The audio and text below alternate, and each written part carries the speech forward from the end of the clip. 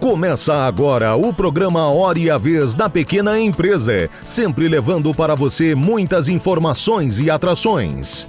Confira o advogado Marcos Tavares Leite falando que muitas empresas estão indo à justiça para anular acordos sobre a terceirização. O professor Edmundo Medeiros vem com muitas novidades envolvendo o Simples Nacional, além de dicas e curiosidades. E nesta semana o presidente do Simples, Joseph Cury, recebe o sócio fundador da DASA Advogados, Carlos Denezucchi, e o CEO e sócio fundador da Kist Investimentos, Douglas Dueck. Fique conosco.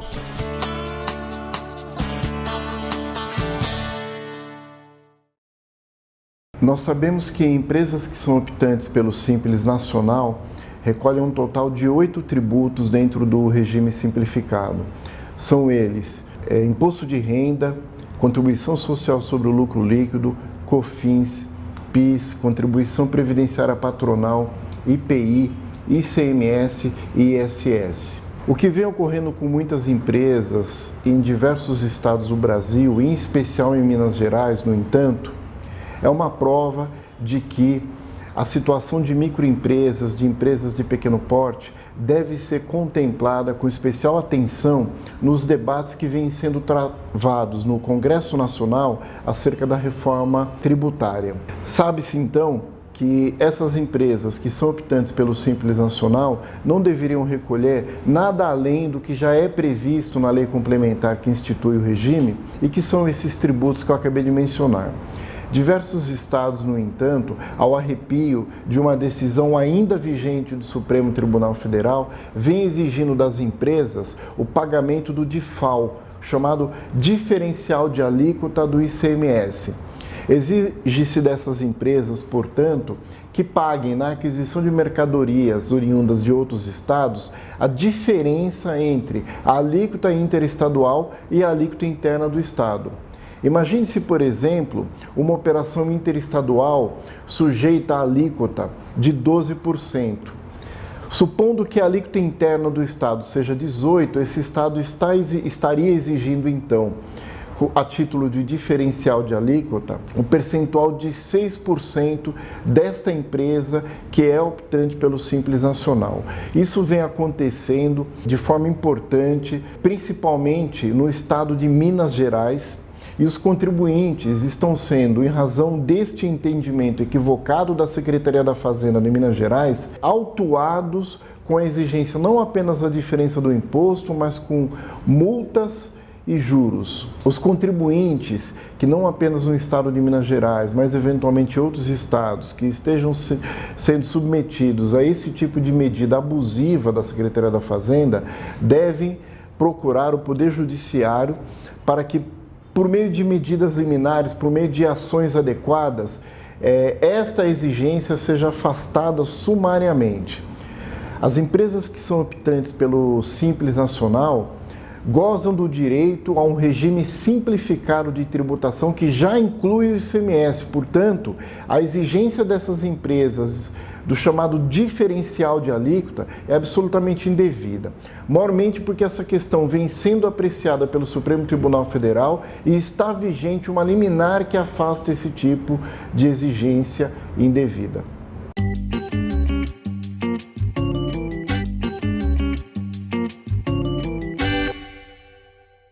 A terceirização continua sendo discutida no judiciário, mas agora de uma outra forma.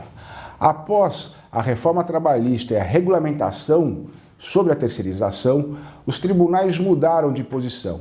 Anteriormente, o próprio Tribunal Superior do Trabalho mantinha uma súmula que proibia a terceirização da chamada atividade fim, ou seja, da atividade principal da empresa. Com isso, houve várias decisões judiciais, houve inclusive ações do Ministério Público do Trabalho que chegaram a impor pesadas multas às várias empresas e proibir inclusive a terceirização de atividades. Com a reforma trabalhista e a regulamentação da terceirização, o próprio Supremo Tribunal Federal já julgou novamente a matéria e entendeu pela permissão, pela autorização para a terceirização de atividades fim ou mesmo de atividades acessórias.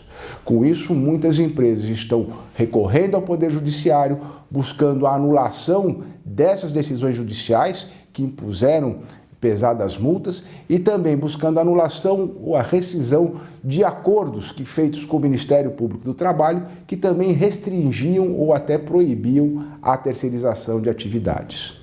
Essa é uma nova postura, é uma nova modalidade, porque hoje a lei traz a decisão, traz uma posição definitiva em relação à terceirização das atividades e o próprio Poder Judiciário também já consagrou a validade e a execuibilidade dessa norma.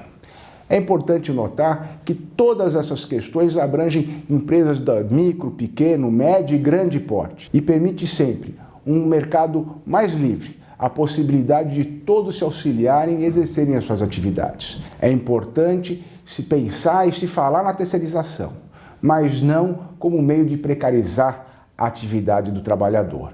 É importante que se defenda os direitos do trabalhador, mantenha-se o seu registro, o pagamento de todas as obrigações do campo trabalhista. Terceirização não é precarização. Importante é que todos, sejam aqueles tomadores de serviço ou os prestadores de serviços, estejam sempre atentos à formalidade, à legislação e uma relação de trabalho sempre aberta e seguindo a legislação. É nesse sentido que o SINP trabalha, é assim que o SINP orienta, para que haja um mercado livre, uma economia em expansão, mas sempre respeitadora das normas.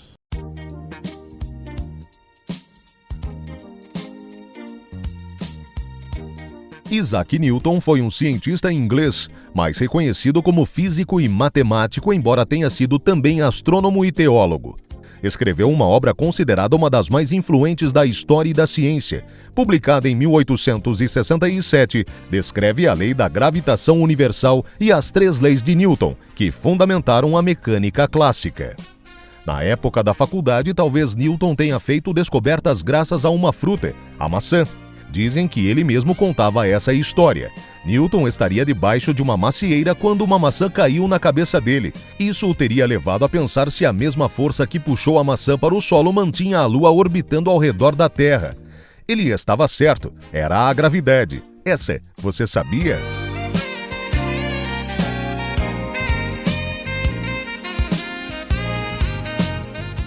A Fundação Armando Álvares Penteado, a FAAP, sediou nos dias 15 e 16 de agosto o primeiro Congresso Brasileiro de Direito Processual e Empresarial. O evento aconteceu em comemoração aos 20 anos do curso de Direito da faculdade. Participaram do evento vários especialistas da área. Os convidados falaram sobre a especialização em direito empresarial, a ação de dissolução parcial de sociedade limitada, ação de responsabilidade de sociedade controladora, entre outros temas. Então nós temos vários painéis com advogados, juízes, desembargadores, ministros, professores, especialistas no tema, tratando de diversos temas que envolvem direito processual e direito empresarial. Então é um evento voltado principalmente para o estudioso desses temas e para quem trabalha na área como advogados, juízes, promotores e advogados internos de empresa também.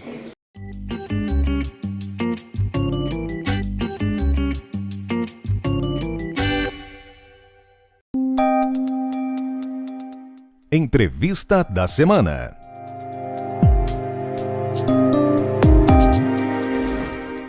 Os nossos convidados de hoje são Carlos Denezucchi, sócio fundador da DASA, e Douglas Dweck, sócio fundador da Quist Investimentos. É um prazer tê-los conosco. Obrigado. O nosso tema hoje é recuperação judicial. E os senhores são especialistas no assunto, um que cuida da administração em parte financeira, um que cuida da parte jurídica. Exato. Por favor, nos diga o que é a DASA e nos diga o que é a Quist.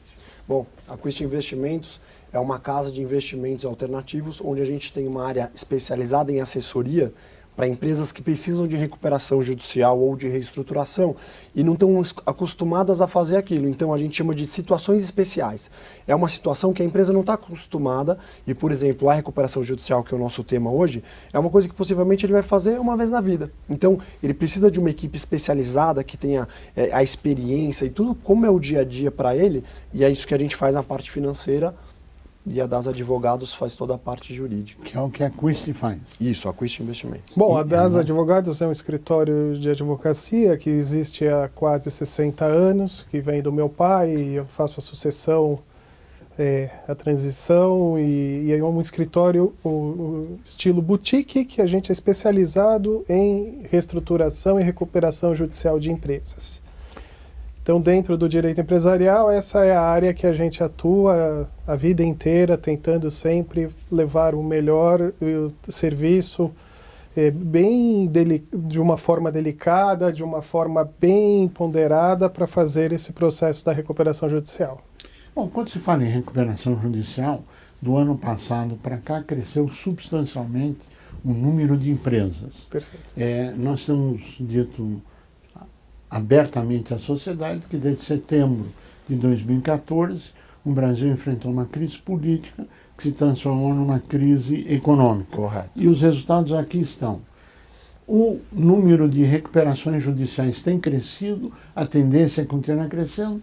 Vocês são especialistas, o que sentem? Acredito que assim, a recuperação judicial, infelizmente, hoje no Brasil, ele não entende qual é o momento, o empresário não tem esse conhecimento, e se a gente prestar atenção numa faculdade de administração, não tem uma aula de problema, então se está tendo lucro, vamos projetar crescimento, mas o que eu faço se eu tiver problema? Então a gente tem uma falta de conhecimento da hora que fazer. Então, quando começou, então, perfeito setembro de 2014, a gente tem talvez um start de alguma coisa acumulada, eu tenho algumas alternativas. Então, se eu estou, por exemplo, endividado, eu vou chamar meus credores, um banco, vou falar que eu estou com um problema, eu peço 1 ano de carência, digo que vou me arrumar, mas talvez eu não vou me arrumar. Eu estou empurrando o problema com a barriga. E o que acontece é que daqui a 1 ano eu vou ter o problema de novo para tratar e talvez eu acroei juros, então meu problema também cresceu.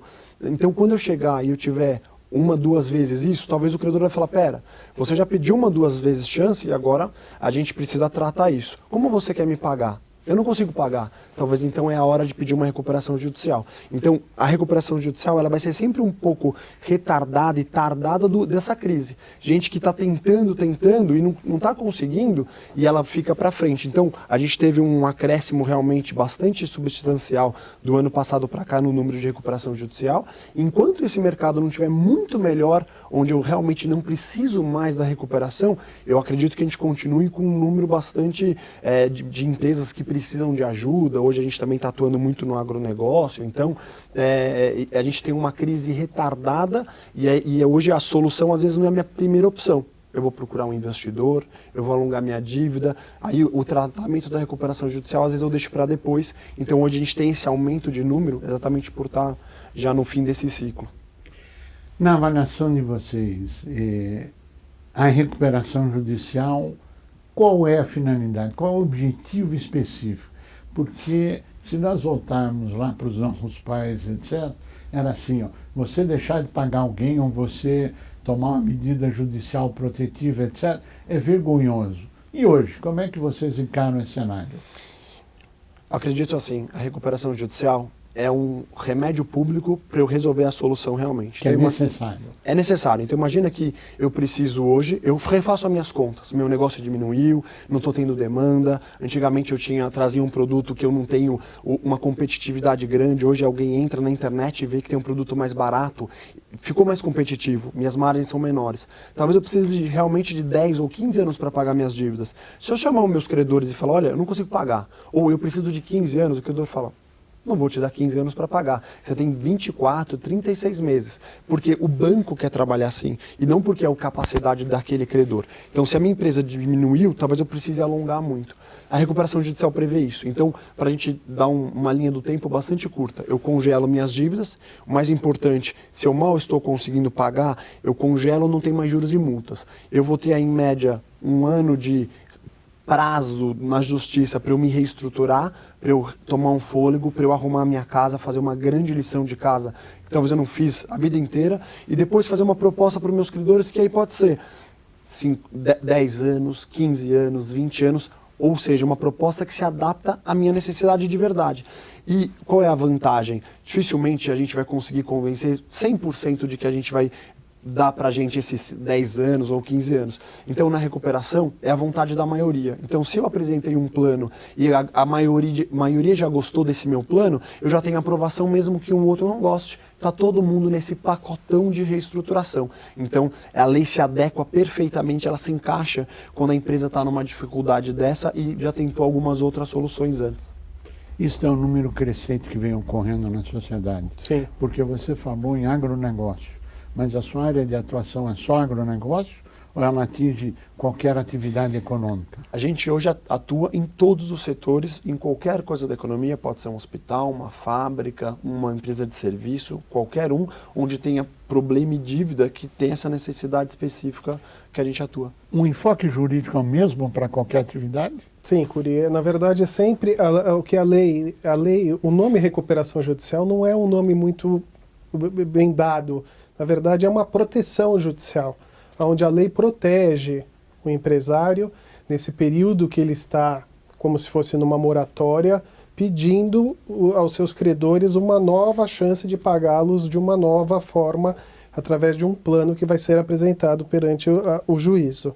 Então, na verdade, o que ele tem, a recuperação judicial, a gente pode dizer que é uma proteção da justiça, para que nesse período que ele vai ficar sem pagar ninguém, ele consiga desenvolver a empresa, melhorar os seus produtos, mecanismos e conseguir atingir a função da recuperação, que é pagar suas dívidas e a empresa continuar desenvolvendo as suas atividades. Em última análise, o que está se fazendo é preservação da empresa, a preservação de alguns empregos, a recuperação parcial de créditos de um e outro, absolutamente dentro da legislação vigente. A lei da recuperação judicial, é o artigo 47 dela, que é o esqueleto da lei, diz que é para preservação da empresa, porque é a empresa que gera riqueza, a empresa que gera postos de serviço, a empresa que gera impostos. Então, o que a lei prevê é a preservação da empresa. Então, o judiciário faz com que ajude o empresário que consiga, nesse período, que ele consiga fazer mesmo a sua recuperação e reestruturação da empresa para poder sair do problema. É isso. Isso tem sido a maioria dos casos que passam por vocês? Aquele que utiliza de uma equipe competente, de uma forma correta, e tem alcançado um êxito, né? Porque a gente entende que uma recuperação judicial não se faz apenas com um bom escritório de advogados.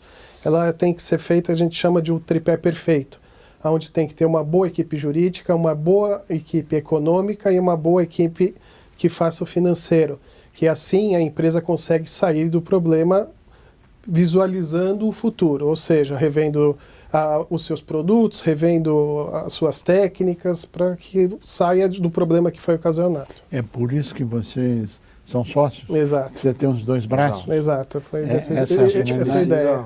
Se complementar, é um time multidisciplinar que cada um traz o melhor de si para poder entregar nesse processo. Mas a pergunta que eu acho que todo mundo está se fazendo agora é o seguinte: que tipo de empresa, que tamanho de empresa pode se utilizar desses mecanismos ou deve se utilizar desses mecanismos? Acho que qualquer tamanho de empresa e qualquer uma pode, para responder, bastante simples, mas a gente entender o que é o mecanismo e para eu até identificar. Então, exemplo, uma criança na escola. Que criança vai para recuperação na escola? A criança que está ali 4,5, 5, ele está uma empresa funcional, eu ainda estou nota 4, nota 5, eu consigo sentar e me recuperar. O problema aqui no Brasil, o que acontece? A gente teve um passado bastante ruim da outra lei que era conhecida como a lei de quebras, que é a antiga concordata, onde eu tinha basicamente 2 anos para pagar minhas dívidas. Eu estou com umas dívidas atrasadas, eu tenho 2 anos para pagar. Tivemos um histórico muito ruim durante muitos anos. A gente tem hoje uma lei de 2005, que tem então 14 anos agora, que está reformando isso. Então a gente tem um histórico mais antigo, por exemplo, que é o histórico americano, onde a gente tem, por exemplo, 300 empresas aéreas nos Estados Unidos já fizeram recuperação judicial. Estão funcionando. Você voa hoje de X, American Airlines, ela já fez recuperação judicial. Tem uma malinha Samsonite na sua casa, capital aberto na bolsa, lojas em todo lugar. Em 2009, eu estou num ponto ruim do meu ciclo, eu pego e peço recuperação judicial.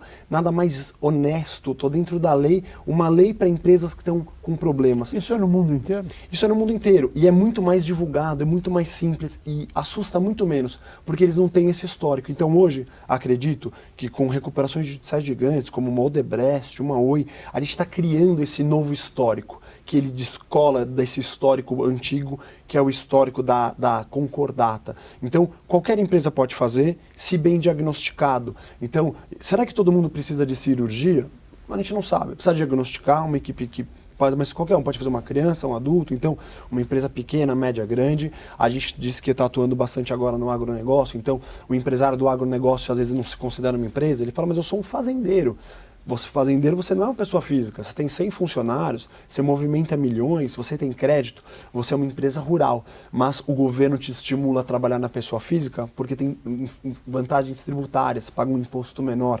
Então, mas não deixa de ser um empresário com um ciclo que talvez seja um pouco maior, que é um ciclo anual e não mês a mês, porque ele tem a safra. Então, qualquer negócio, qualquer lugar do Brasil, qualquer tamanho, deve ser diagnosticado. Eu preciso ou não a recuperação judicial para poder ter essa solução. Juridicamente, isto é mundial? Sim, é mundial. E a tendência também no resto do mundo tem sido de crescimento, de utilização desse mecanismo? Depende muito da economia do país. Quando o país está na baixa, a parte da economia, eles têm utilizado bastante desse mecanismo. Existem alguns especialistas que falam em ciclos da economia, Exato. do bem, do mal e assim por diante. Quais são esses ciclos na avaliação de vocês? Na verdade, assim, o ciclo econômico a gente, assim, a economia mexe com números, mas não é uma ciência exata. Então a gente fica aqui no Brasil hoje, eu baixo juros para estimular a economia, mas esses juros acaba sendo real, porque o que a gente vê na prática é que o banco não repassa o cheque especial com juros menor. Então o banco tem tomado o dinheiro mais barato do que quem bota o dinheiro lá para poupar, e as margens estão cada dia maiores. Eu, se não me engano, li recentemente que o cheque especial está em níveis maiores, níveis históricos. Então, a verdade é que assim, a gente tem um grande problema, a não competitividade no mercado de crédito. Então, temos 6 bancos. Para você ter uma ideia, nos Estados Unidos tem mais ou menos 6.000 bancos. O negócio banco no Brasil ele é muito concentrado. Então a gente tem uma dificuldade de que o mercado responda. Então, se o Banco Central vai diminuir juros para estimular a economia, que isso realmente gera uma competitividade, irriga a economia com dinheiro. Então, importando esse ciclo econômico ou não, saber o que funciona no Brasil. Então, no Brasil, na verdade, a gente tem históricos antigos de altas taxas de inflação, etc. E o que hoje a gente tem é um mercado de crédito concentrado que dificulta a volta do crescimento. Se as pessoas quiserem entrar em contato com a sua organização, faz o quê? No site, a gente tem a quist.com.br, acho que é a forma mais fácil. Nós chegamos ao final do nosso tempo, queremos agradecer a participação. Muito obrigado pelo convite. Desejar que todas as empresas consigam se recuperar para manter a atividade econômica, emprego e pleno êxito na empreitada. Muito obrigado. A você que esteve conosco, o nosso mais profundo agradecimento, com a certeza que estaremos juntos na semana que vem. Até lá!